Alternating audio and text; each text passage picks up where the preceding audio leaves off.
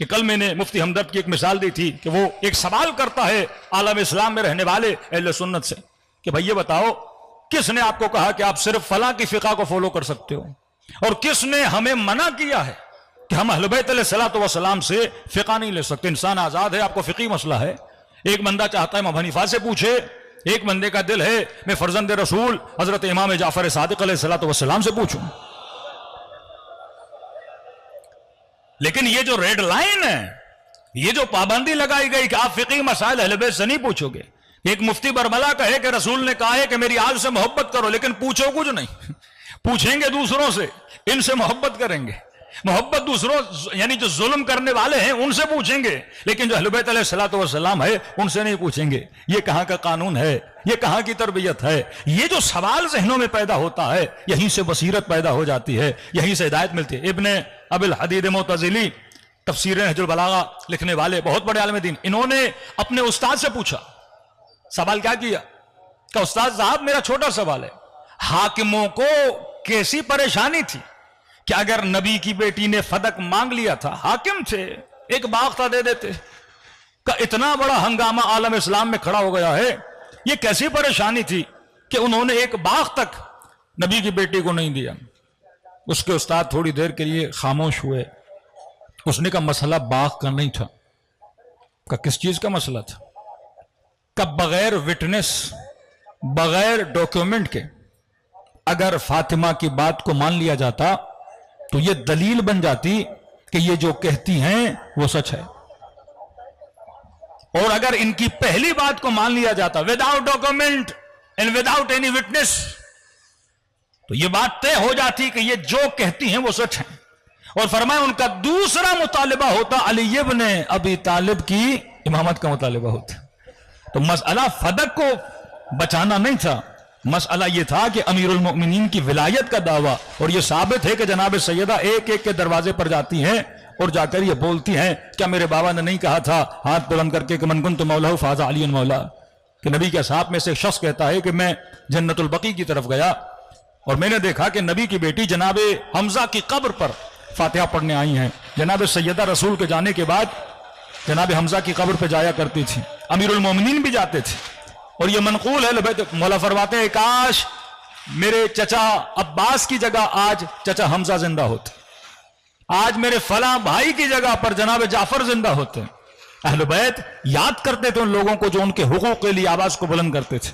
یہ جناب سیدہ جیسے قبر پر فاتحہ پڑھ کے واپس آ رہی تھیں، اس نے بی بی کی کنیز کو پیغام دیا کہ بی بی سے میرا ایک سوال ہے، اگر نبی کی بیٹی میرے سوال کا جواب دیں تو بہت مہربانی ہوگی۔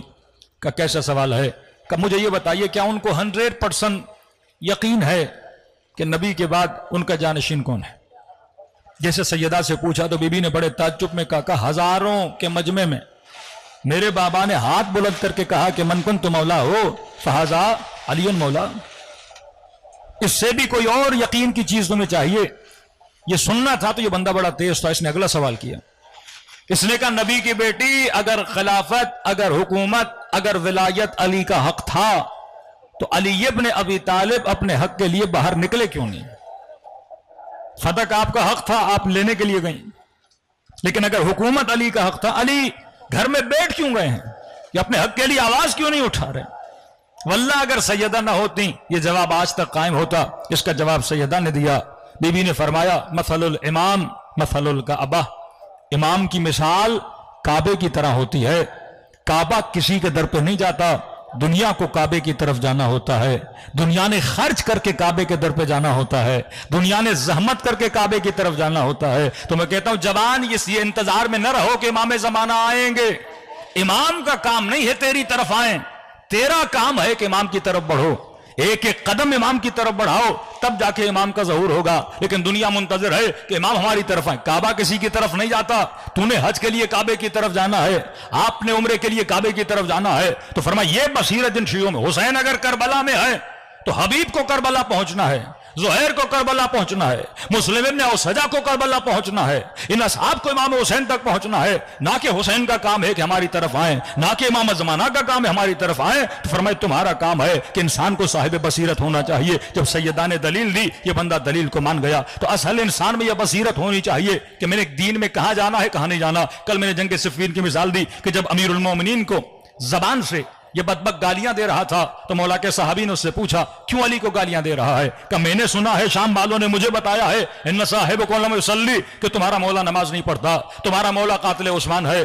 تو وہاں پہ لے کر آیا اسے لشکر میں اور اسے ملایا نبی کے صحاب سے کہ یہ دیکھ اویس قرن، جس کے لیے مشہور ہے یہ زہاد ثمانیہ میں تھا، جو پوری رات سجدہ کرے، پوری رات رکوع کرے، کہ یہ بتا جو یمن سے اٹھ کے یہاں تک آیا، یہ کبھی کسی ایسے کا ساتھ دے سکتا ہے جو نمازی نہ ہو؟ یہ عمار یاسر کہ کبھی کسی ایسے کا ساتھ دے سکتا ہے جو نمازی نہ ہو؟ اتنے بڑے بڑے اکابر علی کا ساتھ دے رہے ہیں۔ اب یہاں پہ اس کی آنکھیں کھولیں۔ تو جب تک بصیرت دینی نہ ہو، انسان کو پتہ نہ ہو کہ حق کیا ہے باطل کیا ہے۔ آج جوان یونیورسٹی جاتے ہیں، کبھی سیکولرزم، کبھی لبرلزم، کبھی خواتین کو فیمنزم کی طرف کھینچا جاتا ہے۔ یہ وہ لوگ ہیں جن کے عقیدے کمزور ہیں، جن کے ذہن رعا بن چکے ہیں۔ بس مولانا بچے کو ہم نے درس میں بھیج دیا، قرآن کی قرأت سکھا دی، کلمے رٹوا لیے، قرآن کی 4 آیتیں رٹوا لیں، اس سے نسلیں نہیں بچتی میرے عزیز۔ نسلیں جب دماغ انسان کی بغاوت کرتا ہے وہ بچہ بے دین بن جاتا ہے، جب دماغ میں اللہ کے خلاف سوال اٹھتا ہے وہ بچہ بے دین بن جاتا ہے۔ میں بارہا کہہ رہا ہوں، جب تک اپنے بچوں کو دین کی حکمت نہیں سکھاؤ گے، صرف یہ نہ کہو کہ نماز پڑھ، بصیرت اسے دے کہ نماز کیوں پڑھی جاتی ہے۔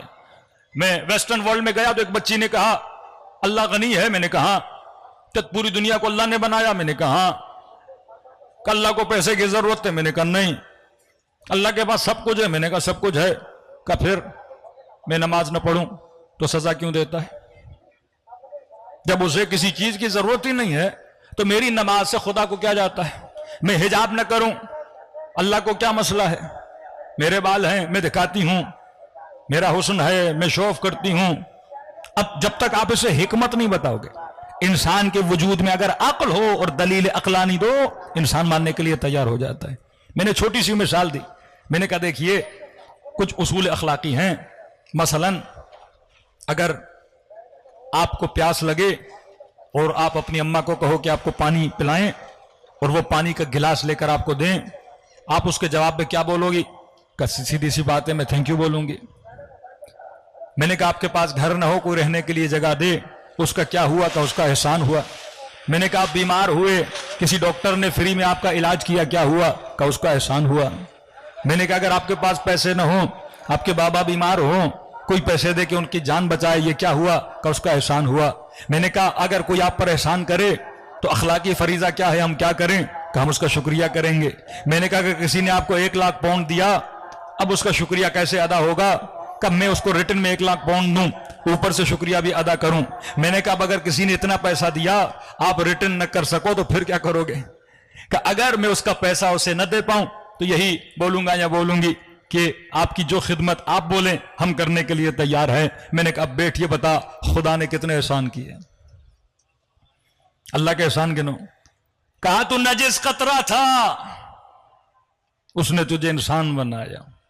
ذرا انسان کی بناوٹ تو دیکھیں، نجس گندیدہ قطرہ، بدبودار قطرہ، اس نے انسان بنایا۔ میں نے کہا اللہ کی مرضی ہوتی چاہتا گدھا بناتا، گھوڑا بناتا، بلی بناتا، چوہا بناتا، لیکن اس نے کیا بنایا؟ انسان بنایا۔ جسم تو جسم جیسا ہے، وہ گدھے کا ہو یا انسان کا ہو، لیکن کمال انسان کیا ہے؟ اس نے اس جسم میں تجھے عقل دیا، اس نے وزڈم دیا، اس نے شعور دیا۔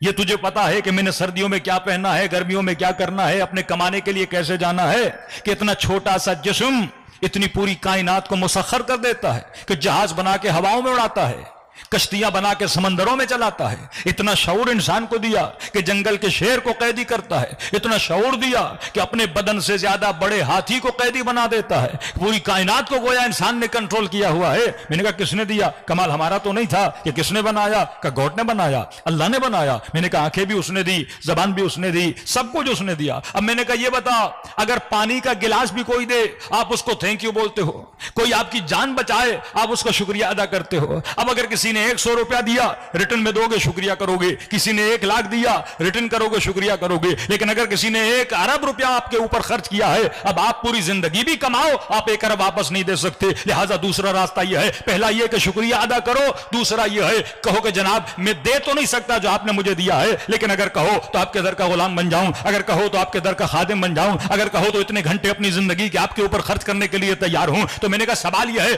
جو خدا نے دیا ہے شکریہ کا حق اس طرح ادا ہوگا کہ جو کچھ اس نے دیا اسے واپس کرو. کیا یہ تو امپاسبل ہے؟ آنکھیں اس کی, ہاتھ اس کے, پاؤں اس کے, میں دوں بھی تو کیا دوں, کیونکہ جو دوں گا وہ بھی اس کا ہے.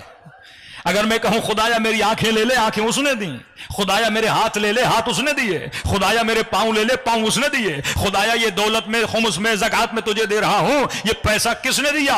ان ہاتھوں سے نہ کماتا تو پیسہ نہ ملتا. جس دماغ سے تو محنت کر رہا, دماغ کس نے دیا؟ اللہ نے دیا. تو کہا کہ وہ کچھ نہیں دے سکتا میں خدا کو. تو اب دوسرا راستہ رہ جاتا ہے, خدا کو خدا جو تو کہے گا میں کرنے کے لیے تیار ہوں. تو خدا نے کہا حبیب یہ نماز میرا شکریہ ہے, یہ نماز تھینک یو ہے, یہ نماز اللہ کو شکریہ کا نام ہے کہ مجھے بندوں سے کچھ زیادہ نہیں چاہیے, بس یہ کہو کہ دن میں 17 رکعت میرا شکریہ ادا کرنے کے لیے مصلی عبادت پر آ جائیں.